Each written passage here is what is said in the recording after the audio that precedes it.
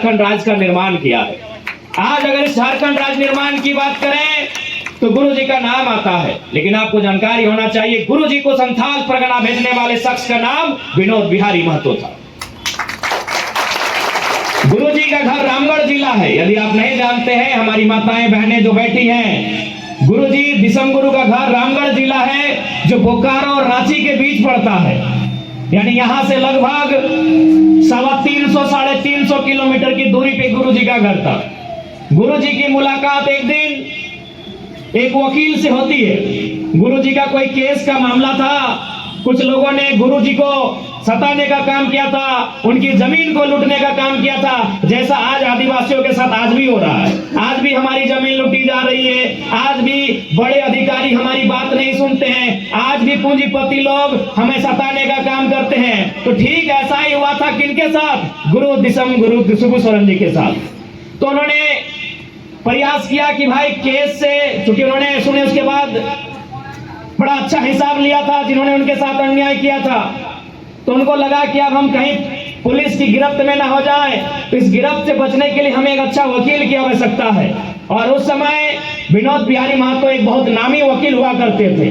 तो विनोद बिहारी ने गुरु जी को एक ही संदेश भिजवाया था कि देखिए शिबू जी, यदि आप किसी तरह बलियापुर आ गए, विनोद बाबू का घर है बलियापुर, उनका घर है गोला, यानी गोला से बलियापुर की दूरी भी लगभग 100 किलोमीटर से ज्यादा है। तो गुरु जी को एक संदेश दिया कि आप किसी तरह जंगल के रास्ते अगर बलियापुर आ जाते हैं तो आपको बचाने का जिम्मा हमारा होगा। गुरु जी रात के अंधेरे में अपने घर से चलते हैं, बोकारो को पार करते हैं, धनबाद को पार करते हैं, बलियापुर प्रवेश करते हैं। और ऐसा इतिहास कहता है कि गुरु जी को ना केवल विनोद बाबू ने संरक्षण दिया, उनसे कहा कि आप सबसे पहले संथाल परगना जाइए, वहां सबसे ज्यादा संथाल लोग रहते हैं, उनको आपकी जरूरत है। गुरु जी संथाल परगना आते हैं, गांव गांव भ्रमण करते हैं, कभी साहेबगंज, कभी गोड्डा, कभी जामताड़ा, कभी दुमका, कभी पाकुड़। यहाँ के लोगों को एकजुट करते हैं, यहाँ के लोगों को समझाते हैं कि ये माटी हमारी है, ये माटी हमारी माँ के समान है, हमने अंग्रेजों से इसे बचाया है, अब हमें इसे दिकू लोगों से बचाना है, अब इसे हमें कॉर्पोरेट से बचाना है, महाजनों से बचाना है, सूदखोरों से बचाना है। गुरुजी गांव गांव जाते हैं। और आज विनोद बिहारी महतो, दिसम गुरु शिबू सोरेन, कॉमरेड AK राय, जयपाल सिंह मुंडा, कार्तिक उरांव, शहीद निर्मल महतो, असंख्य बलिदान के बाद, असंख्य संघर्ष के बाद हमें एक झारखंड राज्य मिलता है। इस झारखंड राज्य को बनाने में आप बहुत सारे लोग यहाँ बैठे हैं जिनके घर से किसी ने जेल का, किसी ने मुकदमे का सामना किया है, किसी ने पुलिस की लाठी का सामना किया है कि नहीं? ये झारखंड राज्य ऐसे नहीं बना है।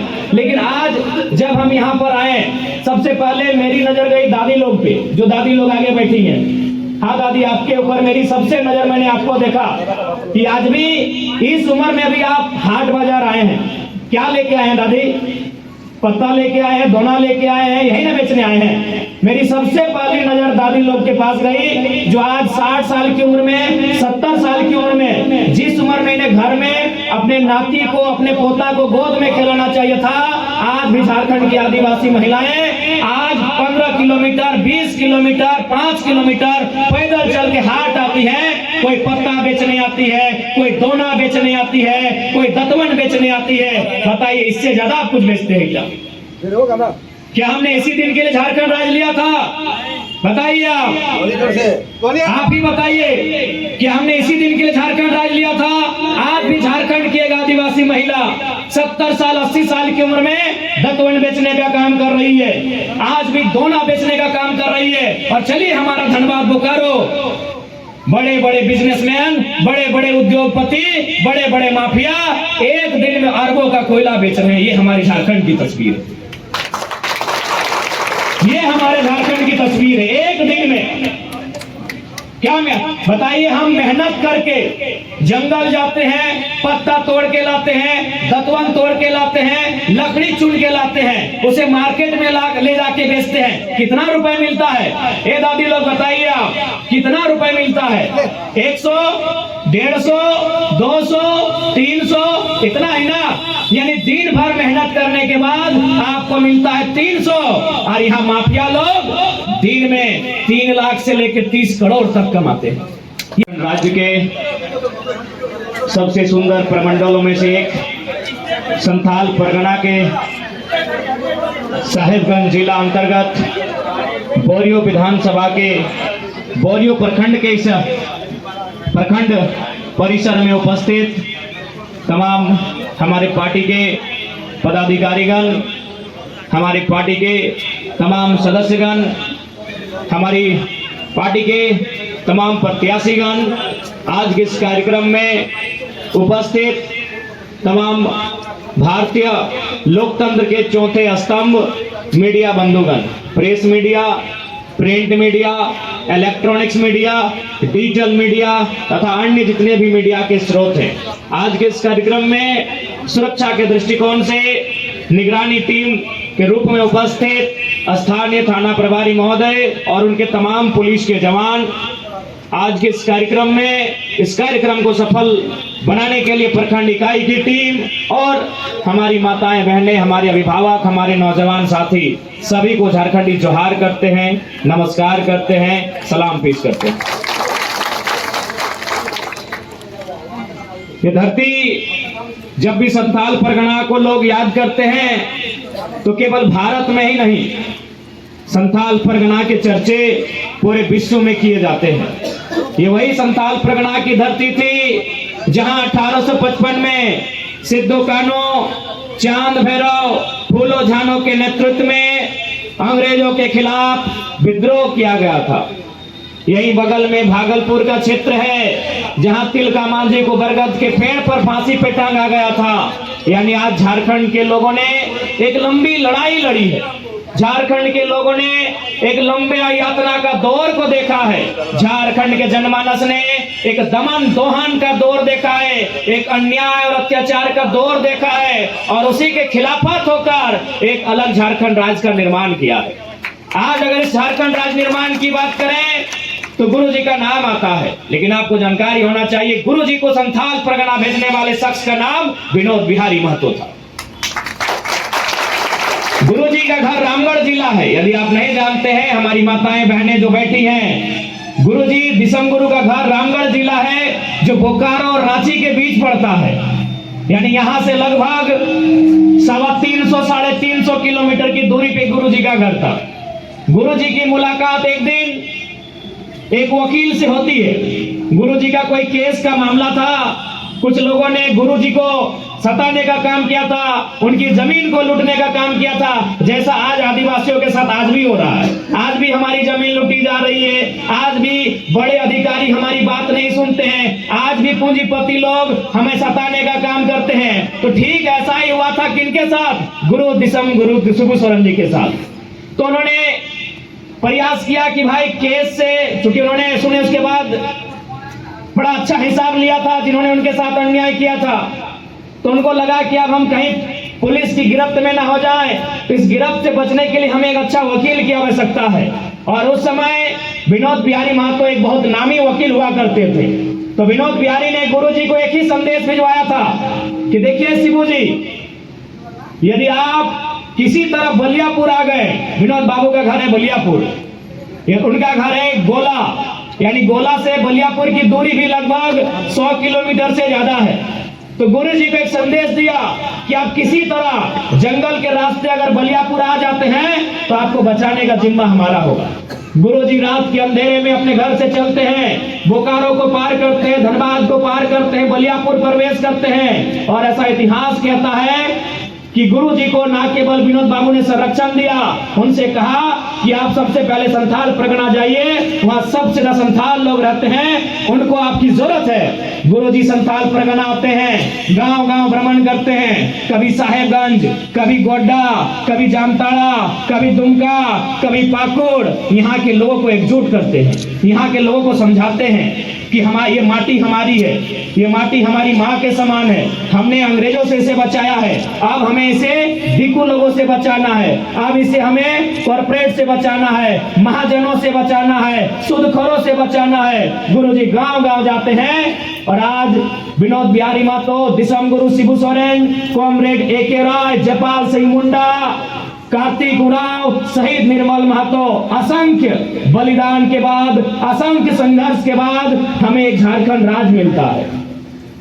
इस झारखंड राज्य को बनाने में आप बहुत सारे लोग यहाँ बैठे हैं जिनके घर से किसी ने जेल का, किसी ने मुकदमे का सामना किया है, किसी ने पुलिस की लाठी का सामना किया है कि नहीं? ये झारखंड राज्य ऐसे नहीं बना है। लेकिन आज जब हम यहाँ पर आए, सबसे पहले मेरी नजर गई दादी लोग पे, जो दादी लोग आगे बैठी हैं। हाँ दादी, आपके ऊपर मेरी सबसे नजर, मैंने आपको देखा कि आज भी इस उम्र में भी आप हाट बाजार आए हैं। क्या लेके आए हैं दादी? पत्ता लेके आए हैं, दोना लेके आए हैं, यही ना बेचने आए हैं? मेरी सबसे पहली नजर दादी लोग के पास गई, जो आज 60 साल की उम्र में, 70 साल की उम्र में, जिस उम्र में इन्हें घर में अपने नाती को, अपने पोता को गोद में खिलाना चाहिए था, आज भी झारखंड की आदिवासी महिलाएं आज 15 किलोमीटर, 20 किलोमीटर, 5 किलोमीटर पैदल चल के हाट आती है। कोई पत्ता बेचने आती है, कोई दोना बेचने आती है, कोई दतवन बेचने आती है। बताइए, इससे ज्यादा आप कुछ बेचते हैं क्या? होगा ना? क्या हमने इसी दिन के लिए झारखंड राज्य लिया था? बताइए आप ही बताइए, क्या हमने इसी दिन के लिए झारखंड राज्य लिया था? आज भी झारखंड की एक आदिवासी महिला 70 साल, 80 साल की उम्र में दतवन बेचने का काम कर रही है, आज भी दोना बेचने का काम कर रही है। और चलिए, हमारा धनबाद बोकारो, बड़े बड़े बिजनेसमैन, बड़े बड़े उद्योगपति, बड़े बड़े माफिया एक दिन में अरबों का कोयला बेच रहे हैं। ये हमारी झारखंड की तस्वीर है, ये हमारे झारखंड की तस्वीर है। एक दिन में क्या बताइए, हम मेहनत करके जंगल जाते हैं, पत्ता तोड़ के लाते हैं, दतवन तोड़ के लाते हैं, लकड़ी चुन के लाते हैं, उसे मार्केट में ले जाके बेचते हैं। कितना रुपए मिलता है? ए दादी लोग बताइए आप, कितना रुपए मिलता है? 100, 150, 200, 300, इतना है ना? यानी दिन भर मेहनत करने के बाद आपको मिलता है 300। और यहाँ माफिया लोग दिन में 3 लाख से लेकर 30 करोड़ तक कमाते हैं। ये मेरे झारखंड की तस्वीर है। इसलिए इस राज की तस्वीर को आपको बदलना होगा। इस राज की तस्वीर को 2 चीजों से बदल सकते हैं, या तो मतदान से, या तो उलगुलान से। हम चाहेंगे कि पहली तस्वीर, पहला प्रयास मतदान से हो, यानी अच्छे नेताओं को चुनना है। आज आपके बीच आएंगे, यही हेमंत बाबू आएंगे, क्योंकि आदिवासी समाज में उनको लोग बहुत मानते हैं। आके आपसे कहेंगे कि हम आदिवासी का बेटा है, आदिवासी का भाई है। लेकिन एक बात जान लीजिए, उनसे भी हिसाब लीजिएगा कि हेमंत बाबू, हम लोगों ने सरकार इसलिए बनाया था कि हमारी माँ बहन को सम्मान मिले, हमारे नौजवानों को रोजगार मिले। 1000 रुपए मैया सम्मान योजना के लिए हमने सरकार नहीं बनाया था। आज हेमंत सोरेन जी की पत्नी क्या है आपको मालूम है? गांडे की विधायक है। उनको विधायक बनने में कितना खर्चा हुआ मालूम है? 10 करोड़। एक विधायक बनने में, केवल कल्पना मैडम जी का विधायक बनने में खर्चा हुआ 10 करोड़। बताइए, अगर वो 10 करोड़ अगर वो गरीब गुरबों के लिए इन्वेस्ट करते, छोटे छोटे लघु उद्योग, छोटे छोटे कुटीर उद्योग या छोटी छोटी योजनाओं में अगर वो पैसा लगाते, तो बताइए 10 करोड़ में कम से कम 1000 को आदिवासी का घर चलता कि नहीं चलता? ये केवल बताते हैं कि हम आदिवासी का बेटा है, आदिवासी की सरकार है। लेकिन हमको लगता है आदिवासी की सरकार नहीं, सरकार में केवल उनका परिवार है। ये तो भला हो दीदी, ये तो भला हो कि हेमंत सोरेन, बसंत सोरेन और सीता सोरेन का बेटा और बेटी है ना, उसका उम्र 25 साल पार नहीं हुआ है, नहीं तो उसी परिवार में और 5 को विधायक होता। आप केवल वोट देते हैं, 15 किलोमीटर पैदल चल के आते, जंगल जाते, लकड़े चुन के लाते, हाट में बेचते, और बस वही गरीबी में हम लोग का जिंदगी चल रहा है। सही बोल रहे हैं। जिस दिन हेमंत सोरेन जी, बसंत सोरेन जी और सीता सोरेन जी, इनका बेटा और बेटी की उम्र जिस दिन 25 साल पार होगा, वो विधायक होंगे। इस दिन के लिए झारखंड राज्य आपने नहीं बनाया था, इस दिन के लिए हमने झारखंड राज्य नहीं बनाया था, एक परिवार के लिए झारखंड राज्य नहीं बना था। ये झारखंड राज्य 3.25 करोड़ की आबादी के लिए बना था। ये झारखंड राज्य उनकी सुख सुविधा के लिए बना था। ये झारखंड राज्य उनके हक अधिकार के लिए, उनके न्याय के लिए बना था। लेकिन आज ऐसा लगता है कि झारखंड राज्य कुछ परिवारों का झारखंड राज्य बन के रह गया है। ये झारखंड राज्य हमने 81 विधायक बनाने के लिए अलग नहीं किया था। ये झारखंड हमने 81,000 नौजवानों को रोजगार देने के लिए अलग किया था। लेकिन आज हम 81 विधायक बना के रह गए। यही हमें लगता है बहुत सारी भाई लोग हैं जो आज सीजीएल की तैयारी कर रहे हैं। कितने भाई हैं जो कॉलेज के छात्र हैं? हाथ खड़ा कीजिए। इतने हैं। बहन लोग, आप लोग कितनी हैं जो कॉलेज जाती हैं? आप लोग कॉलेज नहीं जाती हैं?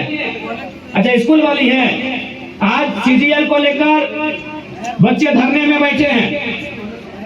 आज सीजीएल में 25 से लेकर 30 लाख में पेपर लीक हुआ है। आप बताइए, इस बोरियो के क्षेत्र से मैं आपसे पूछना चाहता हूं, कितने माता पिता ऐसे हैं जो अपने बच्चों के लिए 25 लाख में नौकरी खरीद के देंगे?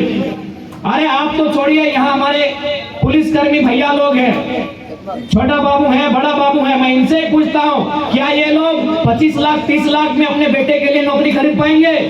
ये पुलिस में है, इनको शायद सरकार 50,000 रुपए तनख्वाह भी देती है, लेकिन 25 लाख में अपने बेटे के लिए नौकरी ये भी नहीं खरीद पाएंगे। तो हम और आप तो हाट बाजार करने वाले हैं, कहां से उनके नौकरी को खरीद पाएंगे? क्या गलत बोल रहे हैं? 25 नहीं, 27 लाख में पेपर लीक का मामला सामने आया है। जब पकड़े गए, उन्होंने खुद स्वीकार किया है कि 27 लाख में धांधली हुआ है। बताइए, कितने लोग हैं जो 27 लाख में अपना बेटा के लिए, अपनी बेटी के लिए एक नौकरी खरीद के ला के देंगे? इसलिए आप इस भूल से आपको आना होगा कि हेमंत सोरेन जी आदिवासी के हितैषी हैं। वो केवल और केवल अपने परिवार के हितैषी हैं।